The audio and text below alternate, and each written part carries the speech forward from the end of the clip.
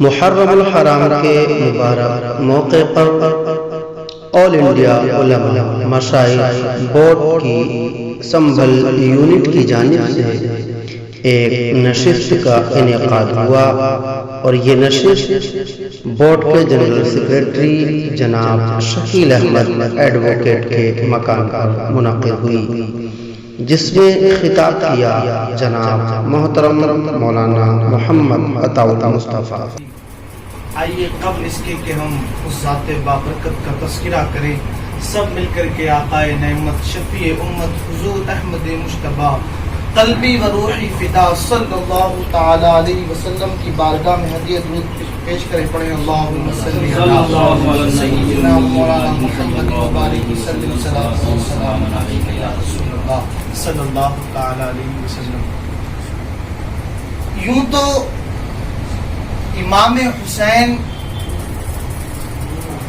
آپ کے تذکرے اور آپ کی منقبت کو بیان کرنا یہ کسی عام انسان کی اور خاص طور سے میرے جیسے ایک طالب علم کی حیثیت نہیں کہ اس بابرکت ذات کے تذکرے میں اپنی ناپاک اور پلید زبان سے لوں، لیکن چونکہ ایک طریقہ کار ہے کہ جب پھول کی کلیاں کھلتی ہیں اور اس سے خوشبوئیں نکلتی ہیں تو آس پاس کے بسنے والے بھی اس سے معطر ہو جایا کرتے ہیں۔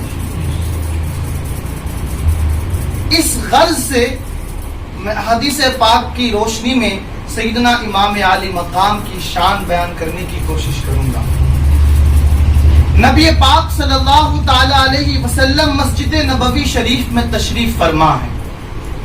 آقا کریم صلی اللہ تعالی علیہ وسلم کی زبان مبارک سے نصیحتوں کے حدیث پاک کے پیارے پیارے جملے پھول کی طرح جھڑتے ہیں، اور سامنے جو ہستیاں ان پھولوں کو اپنے دامن میں سمیٹ رہی ہیں وہ بھی ایسے ہیں جن کے بارے میں آقا کریم نے خود فرمایا تھا عمر جنتی ہے، اور خود آقا کریم نے جن کے بارے میں فرمایا تھا انا مدینۃ العلم و علی بابھا، میں علم کا شہر ہوں، علی اس کے دروازے۔ ایسی ایسی بابرکت ہستیاں اس انجمن میں موجود ہیں۔ یکا یک یہ ہوتا ہے کہ جو سامنے دروازے پہ پڑا پردہ ہے وہ ہلتا ہے، ساری نگاہیں ادھر متوجہ ہو جاتی ہیں، وہ پردہ ہلا، ایک نورانی چہرہ، ایسا لگتا تھا کہ اس کے چہرے سے نکلنے والا نور آفتاب و مہتاب کے نور کو شمع دے رہا ہو، ایسا لگتا تھا اس کے چہرے سے، اس کے ہونٹوں سے گلاب کی پنکھڑیوں کا رس نکل رہا ہو۔ اتنا حسین و جمیل چہرہ جب اندر داخل ہوا، عمر چھوٹی سی ہے، بہت چھوٹے سے بہت چھوٹا سا بچہ ہے جس کے چہرے پر معصومیت کے آثار نمایاں ہیں۔ اب جیسی وہ بچہ اندر آتا ہے، صحابہ اکرام جو اجلہ صحابہ ہیں ان کی صفوں میں کھلبلی سی مچ جاتی ہے، ہر ایک ادھر ادھر ہونے لگتا ہے، ایک شہنشاہ کی طرح، ایک بادشاہ کی طرح، ایک شہزادے کی طرح اس کے لیے جگہ چھوڑ دی جاتی ہے۔ وہ بچہ بیچ سے ڈائریکٹ پہنچتا ہے نبی پاک صلی اللہ تعالی علیہ وسلم کی طرف، آ کر کے آقا کریم کی گود میں بیٹھ جاتا ہے۔ یہ مورخین نے لکھا ہے، صحیح ترین روایات ہیں، امام ترمذی نے اس کو لکھا ہے اور شارحین ترمذی نے اس کی وضاحت یوں بیان کی ہے جو میں اپنے لفظوں میں آپ کے سامنے عرض کر رہا ہوں۔ آقا کریم صلی اللہ تعالی علیہ وسلم اس بچے کو اٹھاتے ہیں، گود میں لے لیتے ہیں، مصطفیٰ کریم اپنی نگاہوں کو آسمان کی طرف بلند کرتے ہیں، ہاتھوں کو آسمان کی طرف کر دیتے ہیں، ہاتھوں کا قبلہ آسمان بن جاتا ہے، مصطفیٰ کریم کے چہرے کا قبلہ آسمان ہوتا ہے، لب مصطفیٰ کا قبلہ آسمان ہوتا ہے۔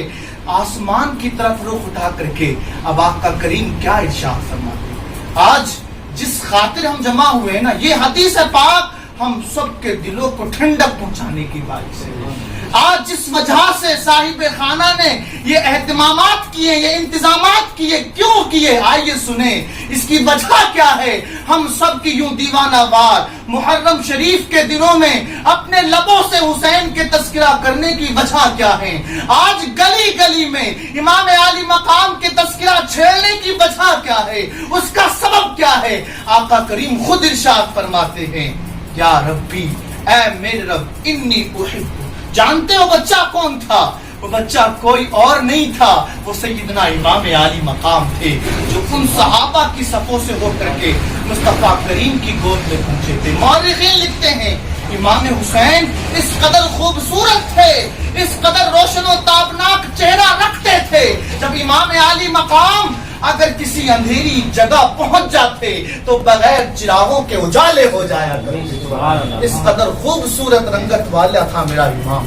اب آقا کریم فرماتے ہیں اے اللہ، میں اس سے محبت کرتا ہوں. انی احب، اے اللہ میں اس سے پیار کرتا ہوں، میں اس سے محبت کرتا ہوں. اب آگے والا جملہ سنیں. اللہ تبارک و تعالیٰ کے پیارے حبیب دعا فرماتے ہیں اے رب میں اس سے محبت کرتا ہوں، میں اس سے پیار کرتا ہوں. اے رب تو بھی اس سے محبت فرما اور اس کو اپنا قریبی بنا لے، اس کو اپنا قرب عطا کر دے، جو اس حسین کے چرچے اپنے گھروں میں کیا کرے، جو اس سے محبتیں کیا کرے، جو اس سے پیار کیا کرے، اس کو بھی اپنا قرب عطا کر دے. حدیث پاک کے الفاظ تو یہ اس سے بھی محبت فرما جو اس سے محبت کرے. لیکن جب محبت کی تشریح کرے تو اس کا مطلب یہی نکلتا ہے کہ جو لبوں سے بھی حسین سے محبت کرے، جس کی زبان پر حسین کی یاد ہو، جس کے گھروں میں حسین کا تذکرہ ہو، اس سے محبت فرما، اس کو اپنا قرب عطا کر دے. سیدنا امام عالی مقام کی شان بیان کرنا، آقا کریم خود فرماتے ہیں یہ میرے دنیا کے دو پھول ہیں حسن و حسین. میں کیا بیان کروں؟ ایک واقعہ اور عرض کرتا ہوں. تاریخ کی کتب میں واقعہ ملتا ہے جب آقا کریم صلی اللہ تعالی علیہ وسلم ظاہری اعتبار سے اس دار فانی سے ظاہری طور سے رخصت ہو گئے. اب صحابہ اکرام، بعض صحابہ تو ایسے تھے کہ گھر جب کھیت پہ کام کرتے اور شام کو کھانا اس وقت کھاتے جب مصطفیٰ کریم کے چہرے کا دیدار ہے. انہیں بغیر دیدار کے چین ہی نہیں آتا. ذرا سوچو، جس کے رات کا کھانا مصطفیٰ کے دیدار کے بغیر حلق سے نیچے نہ اترتا ہو، اگر وہ دیدار مصطفیٰ آنکھوں سے اوجھل ہو جائے تو اس کی روح کی بے قراری اضطرابی کا عالم جاتا. وہ صحابہ اکرام جو اس قدر محبت کرتے تھے، جب آقا کریم ظاہری طور سے ان کی نگاہوں کے سامنے نظر نہ آنے لگے بڑے پریشان ہوئے. اب بلال حبشی کا قلب دل چیر سا جاتا، صحابہ اکرام پریشان ہو جاتے. آقا کریم صلی اللہ تعالی علیہ وسلم کو اس دنیا سے ظاہری اعتبار سے رخصت ہوئے 3-4 دن ہو چکے ہیں، 3-4 روز ہو چکے ہیں. کسی نے مدینے کی گلیاں میں اس سوڑے محمد کے رخ کو نہیں دیکھا، کسی نے ان کالی کالی گھگرالو زلفوں کو نہیں دیکھا تھا. اب دل پھٹے جاتے تھے، قلب چر جاتے تھے، سب کے سب روتے تھے. مدینے کے بچے ہوں، عورتیں ہوں، بوڑھے ہوں، جوان ہوں، ساری کی ساری آنکھیں یہ آنسو میں لبریز نظر آتی تھی. اب ایک تجویز اختیار کی گئی کہ ہمیں اب قرار ملنے والا نہیں ہے، سکون ملنے والا نہیں ہے.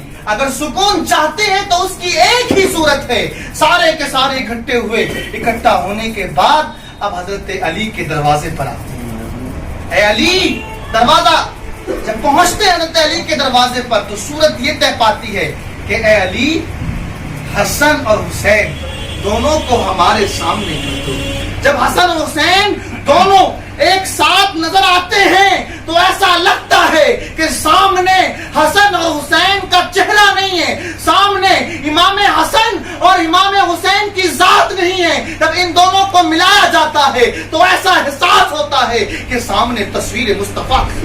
نعرہ تکبیر، نعرہ رسالت، نعرہ حیدری، یا علی یا علی یا حسین.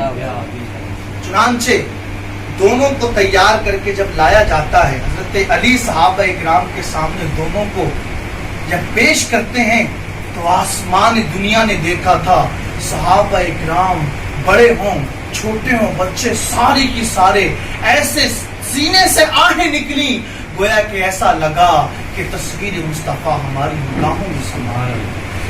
اب واقعات کربلا یہ جو عظیم سانحہ پیش آیا اس کو بیان کرنے کی طاقت کسی دل میں نہیں. خود امام حضرت سیدہ زینب، مورخین نے اس کو لکھا، خود حضرت سیدہ زینب جب اس واقعے کو بیان کرتی تو آپ کی رو رو کر کے سسکیاں بن جاتی. امام عالی مقام کا تذکرہ کرنا آج جس ماحول میں تذکرہ کیا جاتا ہے وہ یوں احساس دلاتا ہے کہ کوئی، میرا اپنا ذاتی نظریہ یہ ہے کہ جب کربلا کے واقعے کو بیان کیا جائے تو پھر انداز یوں ہو، لہجہ یوں ہو کہ کسی شیر خدا کے شیر کی باتیں ہو رہی ہیں، کسی حیدر کرار کے اس 9 ماہ کے لخت جگر کی باتیں ہو رہی ہیں جس نے ابھی شیر خاری کے عالم میں کربلا کے تپتے ہوئے ریگزار کو اسلام کی آبیاری کی خاطر اپنے خون سے سینچا. حضرات صاحب سامعین اکرام، یوں تو واقعات اور فضائل کی فہرست بہت لمبی ہے. یہ حضرت امام حسین کو خود پیارے آقا نبی کریم صلی اللہ تعالی علیہ وسلم نے آپ کے کان میں اذان دی. خود پیارے آقا نبی کریم صلی اللہ تعالی علیہ وسلم نے آپ کو اپنا جھوٹا شریف پلایا. خود پیارے آقا نبی کریم صلی اللہ تعالی علیہ وسلم نے خود آپ کا عقیقہ کرنے کا حکم حضرت فاطمہ زہرا رضی اللہ تعالی عنہا کو عطا فرمایا. تو یہ وہ چیزیں ہیں جو کسی اور ذات میں جمع نہیں ہو سکتی، جو سیدنا امام عالی مقام امام حسن اور امام حسین حسنین کریمین کی بارگاہ میں. ایک اور بات عرض کرتا چلو یاد آ گئی، تفسیر میں پڑھ رہا تھا سورہ کہف کی. سورہ کہف کی تفسیر میں مورخین نے لکھا ہے کہ اگر سورہ کہف ایک اولیاء اکرام کی جماعت ہے، ان کا اگر تذکرہ ہو تو پھر جس منت کے ساتھ، جس نیت کے ساتھ، جس آرزو کو لے کر کے اصحاب کہف کا تذکرہ کیا جائے گا، رب کی ذات سے امید ہے کہ اس کی وہ آرزو وہ تمنا ضرور پوری. سمجھنے کی بات یہ ہے، اصحاب کہف ایک ولی کی جماعت ہے، اولیاء اکرام کی جماعت کا نام اصحاب کہف جس کو ہم کہتے ہیں اپنی زبان میں. جب ان کے تذکرے کے وقت اگر نیتیں آرزویں کی جائیں تو وہ آرزویں پوری ہو جاتی ہیں. تو جو اصحاب کہف سے بڑھ کر ہوں، جو ان کے آقا ہوں حسنین کریمین، اگر ان کا تذکرہ کیا جائے تو ہمارا ایمان کہتا ہے آرزویں ضرور باب اجابت سے جا کے ضرور پوری ہو جائیں گی. تو آج کی اس محفل میں جب دعا کا وقت ہو تو اپنے اپنے دل میں جو آرزویں ہیں، جو تمنائیں ہیں، جو مرادیں ہیں، وہ لے کر آئیے گا اور پھر یاد رکھیے گا انشاءاللہ عز و جل ان آرزوؤں کا پورا ہونا یہ بھی ضرور ہوگا. اس لیے کہ رب کی ذات سے امید ہے کہ یہ ہمارے آقاؤں کی جن کے قلبوں کی دھوبن کو ہم اپنا تاج سمجھتے ہیں، ان کا تذکرہ ہے، ان کے صدقے میں انشاءاللہ ضرور پوری ہوں گی. وآخر دعوانا